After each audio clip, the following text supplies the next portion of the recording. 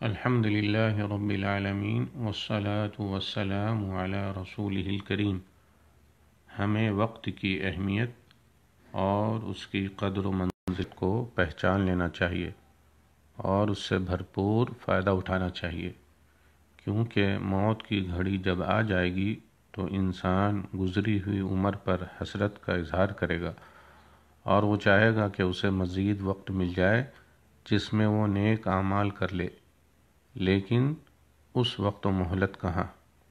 اللہ تعالیٰ کا فرمان ہے حتیٰ اذا جاء احدهم الموت قال رب ارجعون لعلی اعمل صالحا فيما تركت كلا انها كلمة هو قائلها ومن ورائهم برزخ الى يوم يبعثون، یہاں تک کہ جب ان میں سے کسی پر موت آنے لگتی ہے تو وہ کہتا ہے میرے رب مجھے واپس بھیج دے، شاید میں چھوڑی ہوئی دنیا میں واپس جا کر نیک عمل کر لوں۔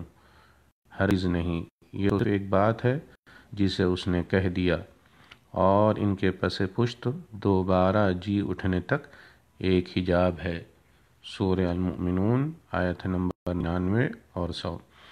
اللہ تعالیٰ کا فرمان ہے وَأَنفِقُوا مِمَّا رَزَقْنَاكُم مِّن قَبْلِ أَن يَأْتِيَ أَحَدَكُمُ الْمَوْتُ فَيَقُولَ رَبِّ لَوْلَا أَخَّرْتَنِي إِلَىٰ أَجَلٍ قَرِيبٍ فَأَصَّدَّقَ وَأَكُن مِّنَ الصَّالِحِينَ وَلَن يُؤَخِّرَ اللَّهُ نَفْسًا إِذَا جَاءَ أَجَلُهَا، اور جو کچھ ہم نے تمہیں دے رکھا ہے اس میں سے خرچ کرو اس سے پہلے کہ تم میں سے کسی پر موت آ جائے تو وہ کہنے لگے اے میرے رب مجھے تو تھوڑی دیر کے لیے مہلت کیوں نہیں دیتا کہ میں صدقہ کر لوں اور نیک لوگوں میں سے ہو جاؤں۔